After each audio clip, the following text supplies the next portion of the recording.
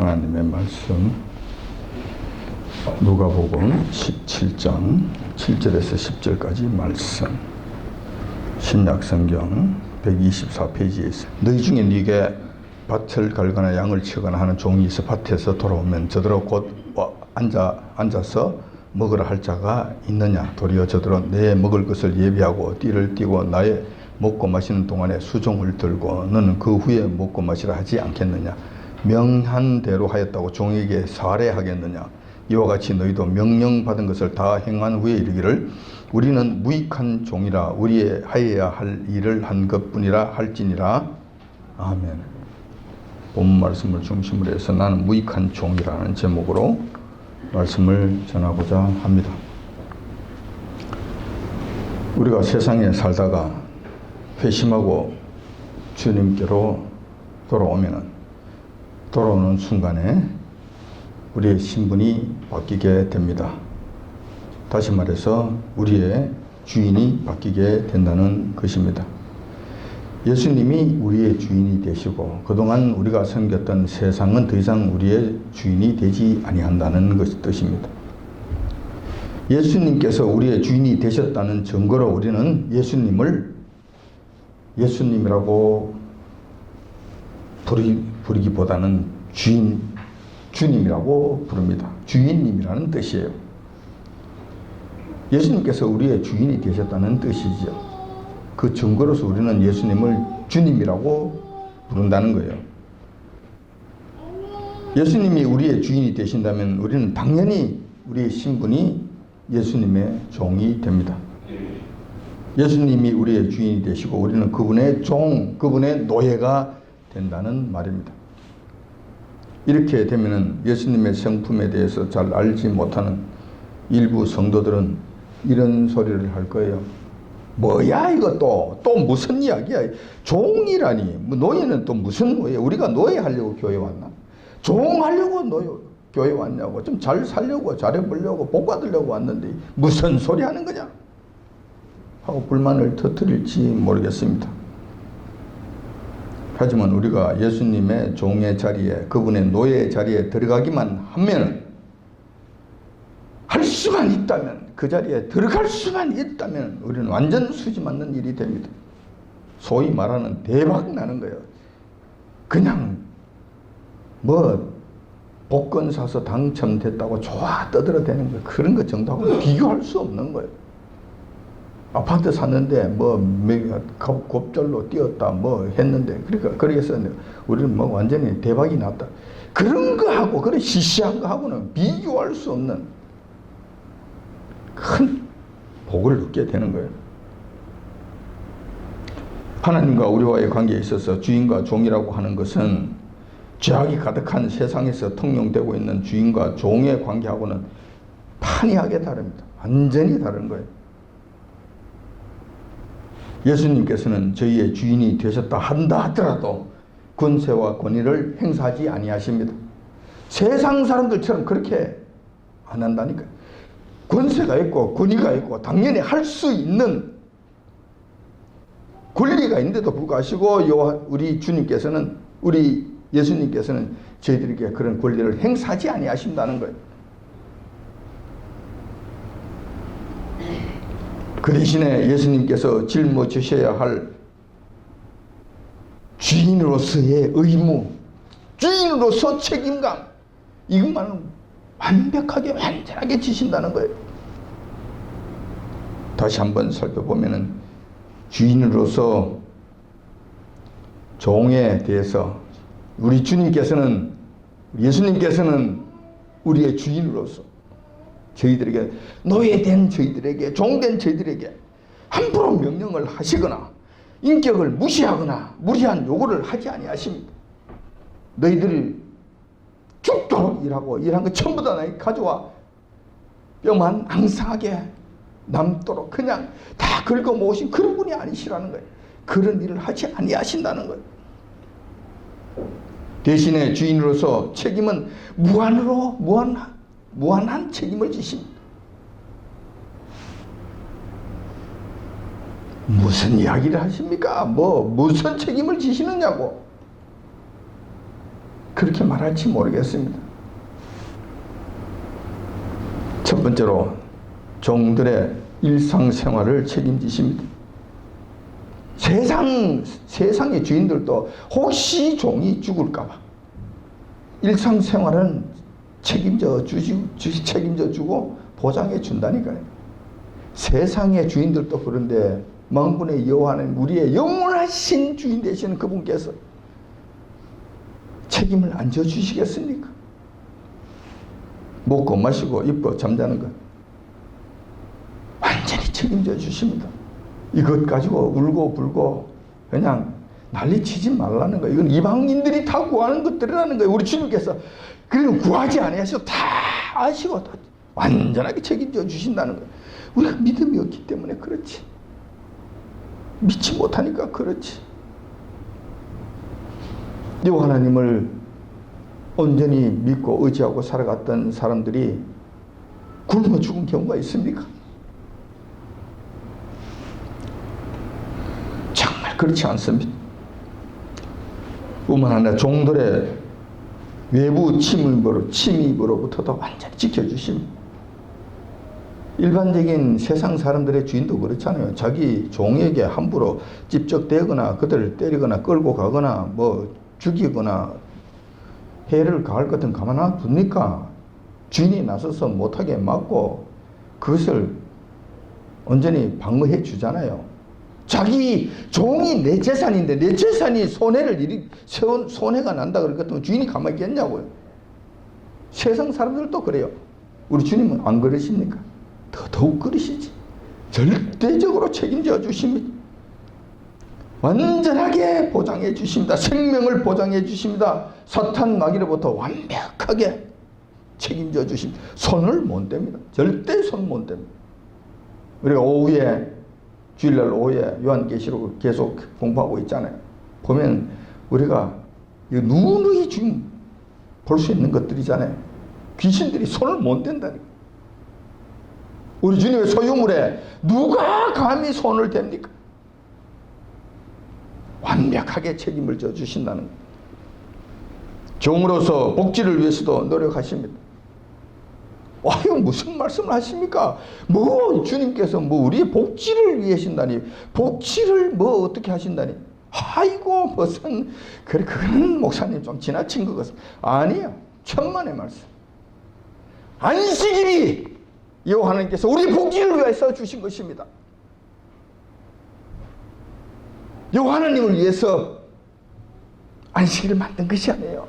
우리를 위해서 안식일을 주신 거예요. 전 세계 사람들이 이걸 누리고 있잖아요. 뿐만 아니라 우리 마음속에 평안함 주시잖아요. 우리 주님을 통한 건강함 주시잖아요. 염려, 걱정, 근심 없는 삶을 주시잖아요. 건강한 삶을 허락해 주시잖아요. 우리의 복지에 대해서도 우리 주님께서는 지대한 관심을 갖고 계십니다. 보상해 주셔요. 책임져 주시는 거예요. 우리가 그것을 제대로 누리지 못하니까 그렇지. 뿐만 아니라 종들이 일할 때는 필요한 최신 도구와 기구들을 준비해 주십니다. 아이고 이거는 아닌 것 같은데. 이건 아닌 것 같은데. 아니에요. 우리 주님께서는 세상 사람, 세상 주인들도 종들이 일을 할 때 일의 효율을 높이기 위해서 도구를 주잖아요. 물론 주지도 아니하고 비싼 거는 사주지도 아니하고 혹독하게 버려먹는 주인들도 많이 있습니다만은, 그러나 일의 성과를 올리기 위해서는 도구를 마련해서 주잖아요. 그리고 그 도구를 가지고 일을 하라고 하잖아요. 우리 주님께서도 그렇게 안 하십니까? 그렇게 하십니다.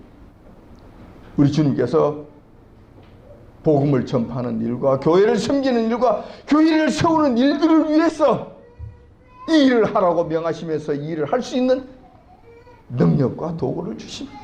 소위 말하는 성령님의 은사를 주신다는 거예요.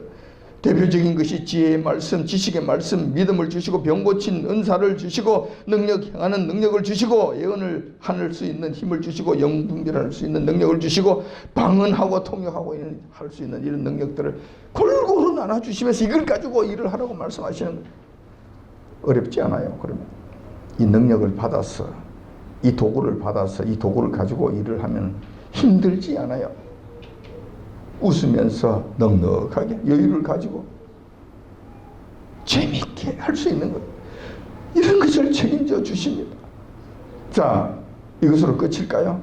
아니죠. 이러한 결과에 대한 대가를 지불해 주십니다. 세상의 어느 주인이 노예들에게, 노예들이 일을 했다고 해서 그 결과, 그것을 보상해 주는 주인이 어디에 있습니까? 없지. 그런 건 없지. 당연히 너희들 일한 거 일해야지. 당연히 일해야지. 근데 우리 주님께서는 그렇게 하지 아니하신다는 거예요. 우리의 영원한 생명을 보장해 주실 뿐만 아니라 영원한 세계에서 영원한 상급을 우리가 일한 거에 비해서는 비교할 수 없을 정도로 어마어마한 것으로 우리의 대가를 지불해 주신다는 거예요. 자, 세상에 이런 주인은 없습니다. 이런 주인이 있습니까? 손해보는데. 당연히 이런 대우를 받는 종이나 노예도 이 세상에는 없습니다. 누가 이런 대우를 받습니까? 종이 누가 이런 대우를 받느냐고. 노예가 무슨 이런 대우를 받느냐고요. 근데 이렇게 되면은 누가 상전인지, 누구를 섬기는 것인지, 누가 주인인지 몰라요. 이 지경이 되면은 예수님이 종인지 우리가 종인지 모른다니까.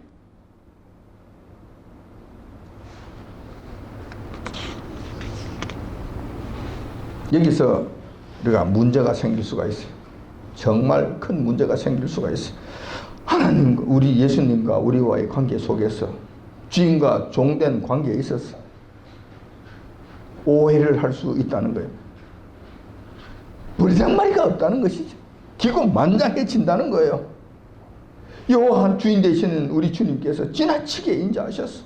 끝없는 인애와 사랑을 베푸시고 늘 후하게 대하시고 오래 참으심으로 인해 우리 인간들이 자칫 주님 앞에 버리장머리 없는 일들을 한다는 거예요. 버릇없는 생각들을 한다는 거예요. 방자해지기 쉽다는 거예요. 이런 오류에 빠지기 쉽다는 거예요. 사람 좋다고 함부로 대하다가 큰 코 다치는 경우가 있습니다. 수시로 보는 거잖아요. 우리 주님과의 관계 속에서도 얼마든지 큰 코 다치는 수가 있다는 것을 생각하셔야 된다는 거예요. 그분이 누구신데, 그분이 어떤 분이신데 그 앞에 기고만장한 버장머리 없는 행동과 생각으로 그분 앞에 떠들어댈 수 있느냐는 거예요. 이건 안 된다는 거예요. 그래서 오늘 제가 여러분들에게 말씀드리고자 하는 것은, 우리가 우리 주님 앞에 어떠한 자세를 가져야 되는 것인가, 또 우리 주님 앞에 큰 코 다치는 이런 오류를 범하지 않기 위해서 사전에 조심해야 된다는 거예요. 이 조심해야 되는 이 부분들을 좀 말씀드리고자 한다는 거예요.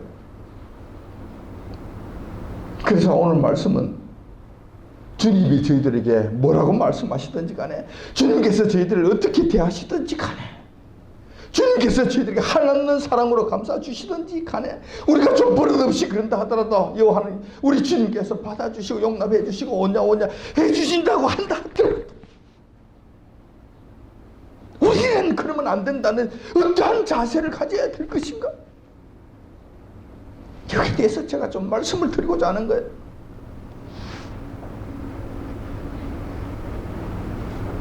우리 주님께서는 세상의 종과 주인의 경우를 예로 들어서 본문 말씀을 통해 가르침을 주셨습니다.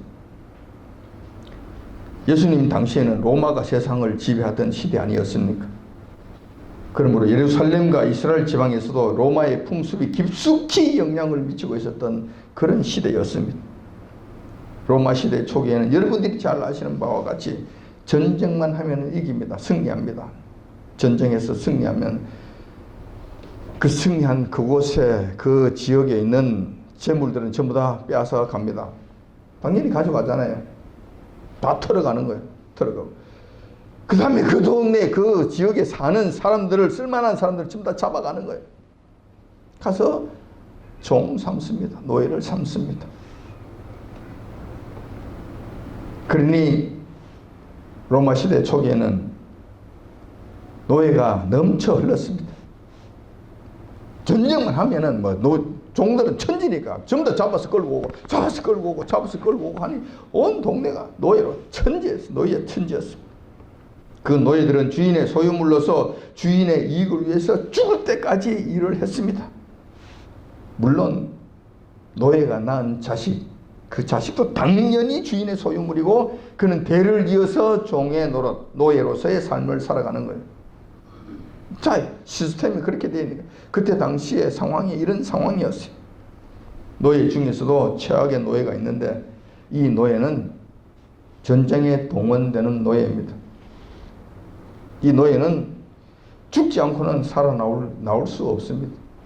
죽을 때까지 전쟁에 동원되는 거예요.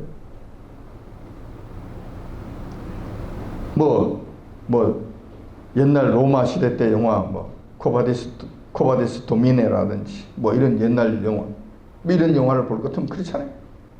그게 배에 동원된 노예들이 있잖아요. 쇠사슬로 묶어서 노젓는 일만 하는 거예요. 노젓는 일만 언제까지? 죽을 때까지. 그 배가 깨져서 파산돼서 물속에 빠질 때까지, 물속에 빠져서 수장되면은 그 자기들이 살아나오지를 못해요. 물론 기적적으로 살아나온 사람 한두 사람 있겠지만 왜냐하면 쇠사슬 묶여 있잖아요. 도망갈까 봐. 쇠사슬 묶여 있는 그 상태로 그냥 배가 파산하면 그냥 물속에 들어가는 거예요. 병사들은 헤엄쳐서 나올지 모르지만 종들은 헤엄쳐 나오지 못해요. 쇠사슬 때문에 물속에 다 죽는 거예요. 최악의 노예들이 이런 신세예요. 이런 신세. 상황이 좀 좋은 노예는 후한 주인을 만나서 집안에서 일하는 노예들이 그나마 괜찮은 노예들이에요. 상황이 좋은 노예들이라는 거예요. 예수님께서 본문 말씀을 통해서 가르쳐 주시는 그 노예는 비교적 후덕한 주인을 만난 노예의 경우 같습니다. 그 후덕한 주인은 규모가 큰 농장을 운영하는 부자였습니다. 그래서 농사 지을 밭도 있었고 돌봐야 할 가축들도 상당수 있었어요. 그 집안에 노예들이 많이 있었던 것 같아요. 각 노예들은 주인의 지시에 따라서 자기들이 해야 될 일들이 있었고 맡은 분야의 임무들이 있었습니다. 그들은 해가 뜨기가 무섭게 각자 맡은 지역으로 나가서 하루 종일 왼종일 일을 합니다. 자기 맡은 일들을 하게 됩니다. 주인의 성품에 따라서 조금씩 차이가 나겠지만 정심은 그럭저럭 일할 수 있는 최소한의 에너지를 공급하는 정도로 주게 될 것입니다. 다시 말해서 그때 당시에 삼시세끼 이런 것은 없어요. 그때 당시에 삼시세끼라는 것은 없어요. 두 끼 정도 먹었을 거예요. 아침 겸 점심 비슷하게 조금 먹을 것이고 그 다음에 저녁 식사를 하는 이런 형태로 갈 거예요. 그래서 노예들은 늘 저녁 식사 시간이 기다려집니다. 하루의 일을 마친 다음 그래도 식사다운 식사를 할 수 있는 기대감이 있기 때문에 그래요. 그런데 문제는 그들의 신분이 노예라는 점입니다. 당연히 하루 종일 일하고 왔다고 누가 그들 보고 배고프냐고 물어보지 않습니다. 열심히 일했다고 누가 열심히 일했냐고 묻지 않습니다. 수고했다고 이야기하지 않습니다. 당연히 저녁 먹으라고 근사한 밥상을 차려주지 않습니다. 누가 차려줍니까? 아무리 열심히 일했다고 해도 마찬가지입니다. 신분이 노예이기 때문에 그렇다는 거예요. 하루 종일 힘든 일을 했으므로 흙이 지고 지친 몸으로 숙소로 돌아온 노예들은 저녁 식사를 하기 전에 그들이 해야 될 또 한 가지 과정이 남아 있습니다. 그것은 바로 주인의 저녁 식사를 시중드는 일입니다. 만약에 종이 여자일 경우에는 음식 만드는 일을 해야 할 것이고 그 종이 남자라면 음식을 나르고 주인 식구들의 식사 시간 중에 필요한 여러 가지 심부름들을 하는 일을 하는 것일 것입니다. 물론 식사 마쳤다고 금방 끝나는 것이 아닙니다. 식사 후 후식까지 갖다 마시고 커피까지 마시고 다 이것까지 다 해야 될 거예요. 식사가 끝나고 나면은 당장 아이고 이제 끝났네 아니죠. 식사 자리를 치우고 깨끗이 뒷정리하는 일까지 다 마쳐야 될 겁니다. 누가 할 거예요? 종들이 하는 것이지. 당연히 노예들이 하는 것이지. 그런 다음 주인이 식사 자리를 뜬 다음 정리가 다 된 다음 그들의 식사 시간이 주어지게 됩니다. 주인의 식사 시간 중에 시중 드는 일이 얼마나 힘들었겠습니까? 그게 그렇게 힘듭니까? 그런 몇 개 날라주고 왔다 갔다 하면 되는 것인데 하루 종일 땡볕에 일하는 것에 비하면 이거는 날로 먹는 것이지 그건 힘들다고 이야기할 수 있습니까? 아니죠. 그들은 지금 허기진 상태잖아요. 배가 고픈 상태잖아요.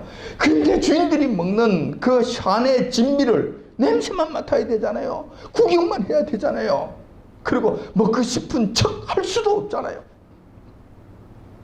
그것을 바라보고 지켜서 있어야 된다는 이 사실이 그들에게는 얼마나 큰 고문이었겠습니까? 얼마나 큰 힘이 들었겠습니까? 그런 과정을 거친 다음에 식사를 하게 됩니다. 종들의 식사는 주인이 앉았던 자리, 이제 주인이 지나갔으니까 이제 그 다음에 우리가 앉아서 그것을 먹으면 되지. 앉아서 먹을 수 있겠습니까? 그렇게 하다가는 난리가 나겠죠. 너희들이 주인이냐 그럴 거 아니에요. 감히 어디에 그 자리에 앉냐고. 너 시커먼 손을 가지고 시커먼 발을 가지고 시커먼 옷을 입고 거기에 앉느냐고 야단칠 거 아니에요. 그들은 그들만의 장소에 가서 식사를 해야 될 것입니다. 음식의 종류도 다를 것입니다. 당연히 주인이 먹다가 남긴 것이 최고의 음식이 될 것입니다. 그리고 나머지는 노예들만 먹는 그들만의 메뉴가 있었을 것입니다. 그런데 그 자리라도 그들만의 자리에서 그들만의 식사를 할 때도 그들은 기뻤을 겁니다. 즐겁게 떠들며 웃으면서 그 식사를 했을 거예요. 그런데 여기서 중요한 것은 종이 그렇게 했다고 해서 다시 말해서 하루 종일 일하고 난 다음에 주인의 식사를 온전히 다 시중을 다 들고 깨끗하게 다 정리하고 다 하고 했다고 해서 그 일을 했다고 해서 주인이 칭찬하지 않는다는 겁니다. 왜냐하면 그때 당시에 종이라고 하면 그렇게 하는 것이 당연한 일이었기 때문에 그런 거예요. 종들 역시 자신이 그런 대우를 받는다고 해서 화를 내거나 못마땅히 하거나 데모를 하거나 인상 한 번 찌푸리지 못합니다. 왜냐하면 그들의 생명과 그들의 목숨이 주인의 것이기 때문에 그런 거예요. 주인이 기분 나쁘다. 너 이리 와. 당장 그럴 거 아니야. 너 이리 와. 당장 그럴 거 아니에요. 그리고 저 인간 성질 더럽네. 또 그래서 곤장 20대 치라 그러면 곤장 20대 맞을 거 아니에요. 아니야. 저는 영 기분 나쁘죠. 팔아. 전쟁 노예, 전쟁에 나가는 노예로 팔아버려. 그럼 팔아버릴 거 아니에요. 그것도 싫을 것 같으면 아예 저는 내 꼴 보기 싫으니까 죽여버릴 거 아니에요. 그 앞에서 무슨 데모를 합니까? 그 앞에서 무슨 인권이 있습니까? 그 앞에서 무슨 대꾸를 합니까? 전혀 없는 것이지. 그러니 그들은 그 일이 당연한 줄 알고 그렇게 하는 것이고 주인들도 그런 줄 알고 그렇게 하는 거예요. 주인의 모습이 이러하다 할지라도 종의 자세는 종다운 모습을 보여야 합니다. 명한 대로 하였다고 종에게 살해하겠느냐? 살해하지 않지 않습니까? 그렇게 한다고 하더라도 우리는 주인에게 이렇게 말해야 됩니다. 그것이 10절에 있는 말씀입니다. 우리 주님께서 말씀하신 거예요. 그때 당시 풍습을 그대로 말씀하신 거예요. 이와 같이 너희도 명령받은 것을 다 행한 후에 이르기를 우리는 무익한 종이라 우리의 하여야 할 일을 한 것뿐이라 할지니라. 이렇게 되는 거예요. 이렇게 하라는 거예요. 이것이 옳다는 거예요. 이것이 당연하다는 거예요. 물론 말만 그렇게 하면 된다는 뜻도 아닙니다. 이 말씀 속에는 마음가짐부터 그렇게 해야 된다는 가르침입니다. 예수님께서 이러한 가르침을 가르치신 것은 무슨 특별한 경우를 상정하는 것이 아니라 그 당시 로마 시대 당시 주변에서 평범하게 벌어지고 있는 일상생활에 있었던 일들을 그대로 말씀하시는 거예요. 종과 주인의 모습을 있는 그대로 말씀하신 거예요. 이 이야기를 들은 제자들과 이 이야기를 듣는 청중들은 이게 무슨 말인지 그대로 다 알아들었을 거예요. 그냥 피부로 그냥 온몸으로 다 완전 절감하면서 알아들었을 거예요. 그래, 맞아, 그렇다고 그랬을 거예요. 이 가르침을 통해서 우리가 배워야 할 교훈이 있습니다. 무엇입니까?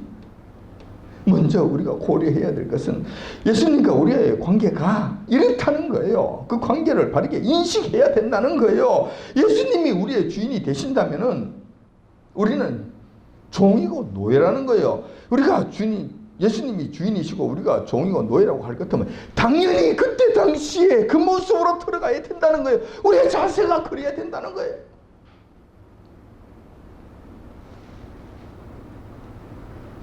우리가 주님 앞에서 노예 신분이라는 사실을 한시라도 잊으면 안 된다는 거예요.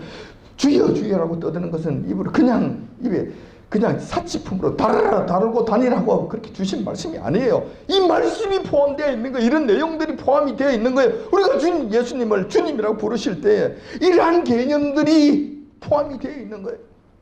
이것을 고백해야 되는 거예요. 이 자세를 우리가 잊지 말아야 되는 거예요.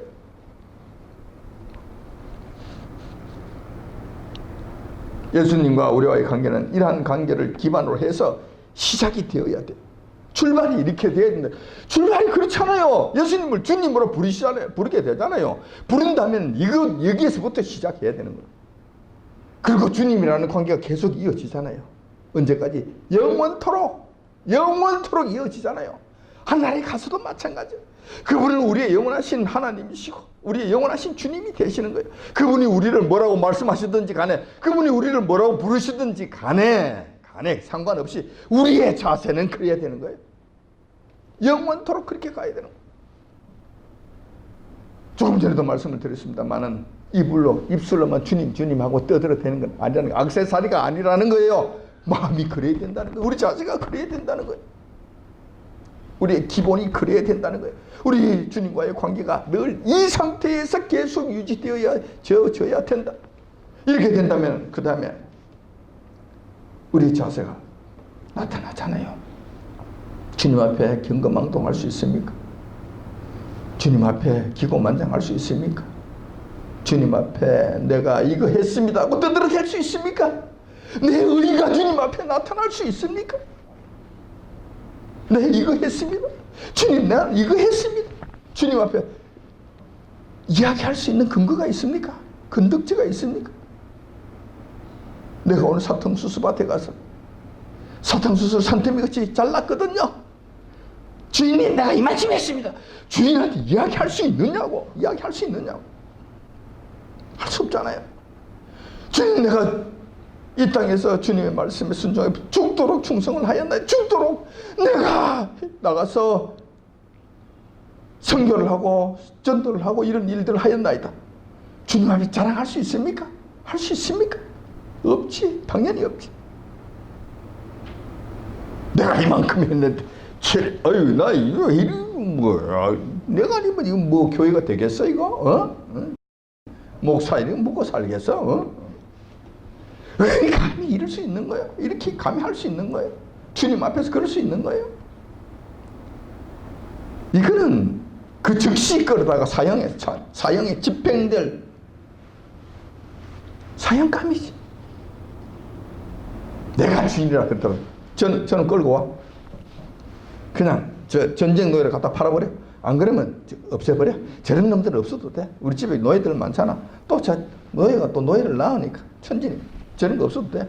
나는 돈이 많으니까 또 다른 노예 사오면 되잖아. 괜찮은 노예 사오면 되지. 없애버려. 이럴 거 아니에요. 주님 앞에 우리가 내세울 것이 없다는 거.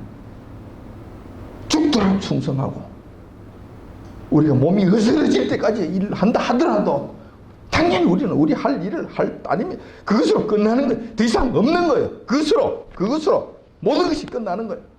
이 사실을 우리 사도 바울이 잘 알 수 있었어요. 정말 잘 깨달은, 잘 아는. 고린도전서 9장 16절에 이렇게 말씀하는 거예요. 사도 바울이 이렇게 고백을 하는 거예요. 내가 복음을 전할지라도 자랑할 것이 없으면 내가 부득불할 일임이라. 만일 복음을 전하지 아니하면 내게 화가 있을 것입니다. 내가 부득불할 일이라는 건 종이니까. 주님께서 명하신 그 명령을 이방인의 사도로서 그 사명을 명하셨으니 그거 하는 거예요. 했다고 해서 내가 주님 내가 잘했지요? 할 수 없다는 거예요. 자랑할 것이 아무것도 없다는 거예요. 사도 바울이 자랑할 것이 없다면 우리는 얼마나 더 자랑할 것이 없어야 되겠습니까? 이게 옳은 자세예요. 이게 맞는 거라니까. 사도 바울은 예수님의 확실한 종으로서 복음 전하는 사명을 준행하지 않는다면 주님으로부터 엄한 징책을 받게 된다는 사실을 알았습니다. 그리고 그것은 당연히 자기가 해야 될 종으로서, 노예로서 당연히 할 일을 했다고 생각하는 거예요. 더 이상도 더 이하도 아니라는 거예요. 자, 그럼 여기에서 우리 중요한 사실 한 가지를 더 여러분들에게 말씀드려야 되겠습니다. 왜냐하면 여기까지만 가면 여러분들이 오해하기 쉬울 것 같으니까 아이고 교회 나가 별 볼 일 없네. 그럼 뭐한테 미쳤다고 교회 다니느냐. 또 이럴 거 아니에요. 또 우리 주님에 대해서 우리 주님을 무슨 폭군으로 여길 거 아니에요. 자, 이러면 또 안 되니 여러분들에게 말씀을 드립니다. 그러면 우리 주님께서는 폭군이신가? 세상 주인처럼 그런 폭력을 행사하시는 분이신가? 무자비하신 분이신가? 절대로 그렇지 않다는 거예요. 절대로 그렇지 않다는 거예요. 서두에서도 말씀드린 바와 같이 온전히 자비하셔서 주인으로서 권리 행사는 늘 뒤로 미루시고 주인으로서 감당하셔야 할 책임만은 무한으로 지신다는 거예요. 절대로 본문의 주인처럼 그렇게 행하지 않습니다. 우리 주님께서는 본문 말씀에서 말씀하시는 그 주인처럼 그렇게 행동하지 아니하신다니까. 그런 식으로 우리를 대하지 아니하신다니까. 절대로 안 하신다니까. 이 부분을 여러분들 잘 이해하십시오. 갈라디아서 4장 6절에서 이렇게 말씀하십니다. 갈라디아서 4장 6절에 보면 너희가 아들인 고로 하나님이 그 아들의 영을 우리 마음 가운데 보내사 아버지라 부르게 하셨느니라. 그러므로 너희가 이후로는 종이 아니요 아들이니 아들이면 하나님을 말미암아 하나님으로 말미암아 유업을 이을 자니라. 우리 주님께서는 우리를 뭐라고 부르신 줄 아세요? 우리를 종으로 부르지 아니잖아요. 종으로 부른다. 종으로 부르지 않는다고 말씀하시잖아요. 그럼 뭐라고 아들이라고 부른다고 말씀하시잖아요. 그러니까 그러므로 이제부터는 나를 주인님으로 부르는 것이 아니라 아버지라고 부르라고 말씀하시잖아요. 그래서 우리 하나님 아버지라고 부르잖아요. 하나님께서 허락지 아니하시는데 우리가 감히 그 만군의 여호와 하나님을 아버지라고 부를 수 있겠습니까? 못 부르지. 그럴 수 없지. 우리 주님께서는 우리를 종이라고 더 이상 부르지 아니하신다는, 아들이라고 부르신다는, 그럼 아들이라고 부르시고 우리가 그분을 아버지라고 부르신다고 할 것 같으면 그냥 액세서리로 폼으로 부르라 어느 말은 그렇게 해. 말로만 그렇게. 그거 아니잖아요. 또 말씀하시잖아요. 립 서비스로만 그렇게 하는 거 아니에요. 우리에게도 립 서비스로만 하는 것을 하나님께서 원치 아니하십니다. 우리 속마음이 자세가 그렇기를 원하시고 실제로 그렇기를 원하시는 것과 마찬가지로 우리 주님께서도 우리에게 아들이라고 부르시면 그것을 립 서비스로 듣기 좋아라고 하시는 말씀이 아니라 정말로 그렇다는 것을 우리에게 가르쳐 주시고 정말로 그렇게 주시는데 아들의 권세를 직접 주시는 거예요. 그것이 갈라디아 4장 7절 끝부분에 있잖아요. 아들이면 하나님으로 말미암아 유업을 이을 자 아니라 무슨 이야기면 하늘나라의 그 어마어마한 하늘나라의 그 어마어마한 것들을 우리에게 유업으로 나누어 주신다니까. 우리에게 직접 주신다니까. 하나님의 아들로서 그 권세를 실질적으로 행할 수 있는 어마어마한 권세를 우리에게 직접 주신다니까. 아시겠습니까? 이거는 립 서비스가 아니에요. 정말 그렇게 하신다니까. 이걸 기억하셔야 돼요. 그리고 우리가 수고한 모든 일에 대해서는 결코 그냥 넘어가지 아니하십니다. 사도 바울이 이걸 잘 알았잖아요. 그래서 로마서 8장 18절에 보면 이렇게 기록해 놓았습니다. 생각컨대 현재의 고난은 장차 우리에게 나타날 영광과 좋게 비교할 수 없다. 사도 바울의 경우에는 지금 굉장한 고난 가운데서 주님의 일을 하잖아요. 그냥 맨날 얻어 터지고 맞고 몇 번 죽을 뻔하고 그냥 배고프고 굶주리고 잠자지 못하고 그렇게 마지막에는 이제 순교까지 당하게 되는데, 그러한 순교까지 당하는 지경, 그 모든 일들까지도 그 고난은 장차 우리에게 나타날 영광과 좋게 비교할 수 없다는, 우리 주님께서 베풀어 주실 하늘나라에 갔을 때 우리에게 그 보답해 주실 그 보답의 그 영광하고 비교할 것 같은, 이거는 아예 게임이 안 된다는 거야. 아예 이거는 안 된다는 거야. 당연히 우리가 우리의 할 일을 했을 뿐이고 우리는 무익한 종이라고 주님 앞에 고백할 수밖에 없는 그것이지만, 우리 주님께서는, 우리 여호와 하나님께서는 자비하셔서 그렇게 하지 아니하신다. 우리를 그렇게 대하지 아니하신다는 거예요. 잘 기억하십시오.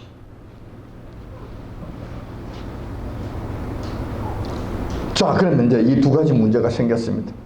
여호와, 우리 주님께서, 예수님께서 우리를 대하시는 것과 우리가 우리 주님을 대해야 될 자세에 대해서, 이거는 좀 다른 것 같아요. 좀 달라진 것 같아요. 우리 주님께서는, 우리 주님 예수님께서는 우리를 더 이상 종이라고 여기지 아니한다고 말씀하시고, 아들이라고 부르시며 그 어마어마하고 무한한 영광을 우리에게 아들의 영광으로서, 후사로서 우리를 대우해 주신다. 그 말씀하시고, 절대로 종이 아니지. 절대로 종이 아니지. 황태자로서 우리를 대우해 주신다고 말씀하시고 불러주시고 그렇게 만들어 놓으셨는데, 우리는 어떻게 해야 될 것인가? 우리는 어떻게 해야 될 것인가? 우리의 자세는 어떻게 해야 될 것인가? 오호, 아이고 하나님, 하나님 무슨 아버지인데, 아버지, 그가 문 확 열고 들어가가지고, 그래서 아무거나 저지레 하고. 그리고 아버지가 뭐 말씀하시니까, 아버지 노망 들었나? 지금 무슨 소리 하는 거야? 지금 시대 뒤떨어지게. 이렇게 할 수 있냐는 거예요. 이렇게 하면 되겠냐는 거예요. 물론 어린아이와 같은 모습이 되었을 때 문 열고 아버지 방에 쫓아 들어가고 하는 거, 그럴 수 있어요. 알다시피 제가 교육관에 제 방이 있잖아요. 제 방에 우리 권사님들이 함부로 들어올 수 있습니까? 못 들어오잖아요. 한 번도 못 들어오잖아요.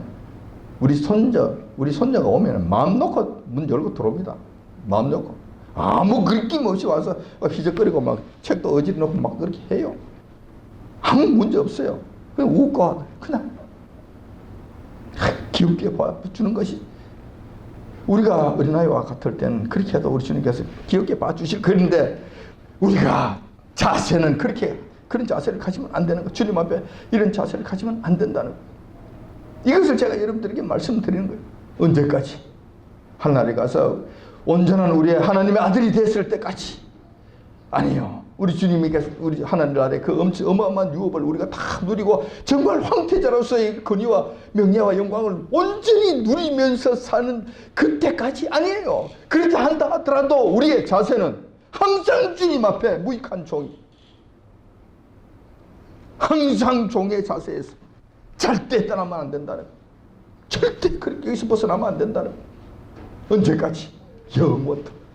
하늘나라에서 영원토록. 언제까지? 영원토록. 언제부터? 지금부터.